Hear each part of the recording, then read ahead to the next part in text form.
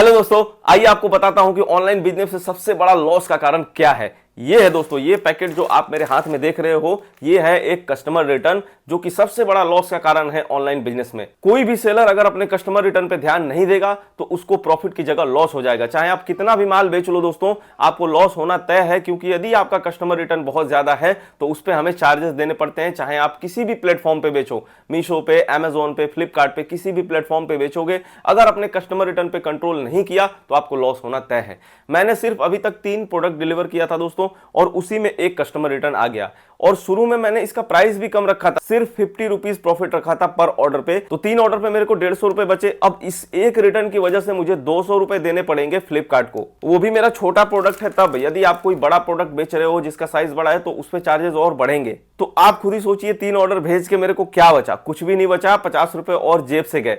तो ये होता है लॉस का सबसे बड़ा कारण। इसीलिए मैं आप लोगों को हमेशा इससे बचने के उपाय बताता हूं।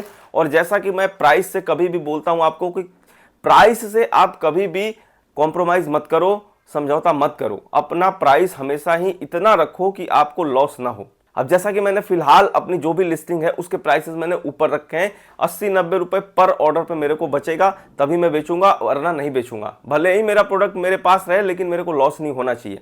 तो उसके बाद मेरे को कई ऑर्डर आए हैं दोस्तों जिसपे कि मेरे को 80-90 रुपए बचे हैं, लेकिन इसका मैं आपको दिखा रहा हूं कि इस पे तो मेरे को लॉस हो गया। तो यदि मैं प्राइस कम करके बेचता तो मेरे को लॉस होना तय था। अब मैं कुछ ऑर्डर ऊपर की प्राइस पे भेजा हूं तो उसमें क्या होगा कि एक आधा रिटर्न भी आ गया, तब भी मैं लॉस में नहीं रहूंगा। ज्यादा से ज्यादा हो सकता है कि मुझे प्रॉफिट ना हो, लेकिन लॉस तो नहीं होगा। तो ऑनलाइन बिजनेस में सबसे पहले आप कोशिश करिए कि लॉस से बचिए, बाद में प्रॉफिट का सोचना है। अब ऑर्डर्स अगर ज्यादा बढ़ जाएंगे और रिटर्न आपके कम रहेंगे तो उसमें प्रॉफिट होता है। जैसा कि मैं दिल्ली में हमेशा ही प्रॉफिट बुक किया हूं। अभी मेरे कुछ कम ऑर्डर हैं यहाँ पे सासाराम में, बिहार में, तो इसलिए थोड़ा सा लॉस का सामना ये करना पड़ रहा है।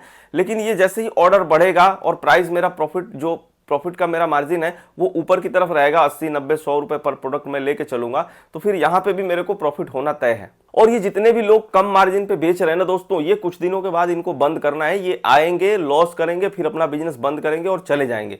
ज्यादा दिन तक सर्वाइव नहीं कर पाएंगे इस तरीके से। तो एट द एंड सबको उस प्राइस पे बेचना ही पड़ेगा जिस पे आपको प्रॉफिट हो रहा हो। तो एक तो मैन्युफैक्चरर हैं जो कि प्राइस को हमेशा नीचे करके रखते हैं, क्योंकि उनको बहुत कम कॉस्ट पड़ता है ऐसे प्रोडक्ट के भी, या कोई भी प्रोडक्ट बेच रहे हैं अगर वो मैन्युफैक्चरर हैं तो उनको तो बहुत कम कॉस्ट पड़ता है, तो वो तो अपना प्राइस कम करके बेचेंगे। अब दिक्कत हम जैसे सेलरों की है जो उनसे पहले माल खरीदते हैं, उसमें डिस्ट्रीब्यूटर, फिर होलसेलर, सबका कमीशन जुड़ा होता है, और उन सब के बाद हमारे पास आते आते प्राइस बहुत ऊपर हो जाता है। तो वहां पे हम आउट ऑफ कंपटीशन हो जाते हैं, क्योंकि उनका प्राइस बहुत नीचे रहता है और हमारा प्राइस बहुत ऊपर हो जाता है। तो ऐसे में सॉल्यूशन क्या है? ऐसे में सॉल्यूशन ये है कि आप भी चाइना की तरह कुछ ना कुछ अपना घर पे प्रोडक्ट बनाइए और अपने प्रोडक्ट को ऑनलाइन सेल करिए। चाहे आप कुर्ती बनाइए, शूज बनाइए, कपड़े बनाइए, अंडरगारमेंट्स बनाइए, होम डिकोर की बहुत सारी चीजें हैं, चाहे आप वो बनाइए, कैंडल्स बनाइए, बहुत सारी ऐसी चीजें हैं जिसको आप घर पे बना सकते हो। लेडीज भी बना सकती हैं, जेंट्स भी बना सकते हो। तो मैं अब इस दिशा में मूव कर चुका हूं दोस्तों। मैं चाहता हूं कि आप लोग कुछ ना कुछ अपना प्रोडक्ट बनाइए और अपने प्रोडक्ट को सेल करिए, या फिर ऐसी जगह से माल लीजिए जिसमें आपको होलसेलर और डिस्ट्रीब्यूटर को न देना पड़े, डायरेक्ट मैन्युफैक्चरर से खरीदिए। आपको वो 10 रुपए बढ़ा के भी देगा तो आप उसके प्राइस पे लिस्ट कर पाओगे। फर्क इतना ही रहेगा कि उसको 90 रुपए प्रॉफिट हो रहा है तो आपको 80 रुपए होगा, लेकिन ज्यादा का अंतर नहीं होगा। तो वहां पे आप सर्वाइव कर जाओगे यदि आप डायरेक्ट मैन्युफैक्चरर से माल लेते हो। तो ये आपके लिए एक सॉल्यूशन है कि खुद मैन्युफैक्चरिंग मत करो, सीधे मैन्युफैक्चरर से माल लो। बीच में से ये डिस्ट्रीब्यूटर और होलसेलर को हटाओ।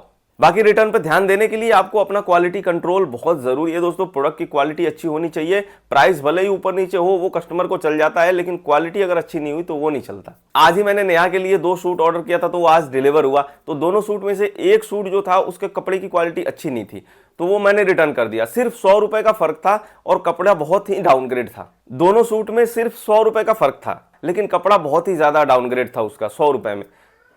तो इसलिए मैंने एक रिटर्न कर दिया जिसका कपड़े की क्वालिटी अच्छी नहीं थी, और एक था कि कपड़े की क्वालिटी अच्छी थी। 100 रुपए सिर्फ ज्यादा लिया लेकिन कपड़े की क्वालिटी अच्छी थी, तो वो मैंने रख लिया।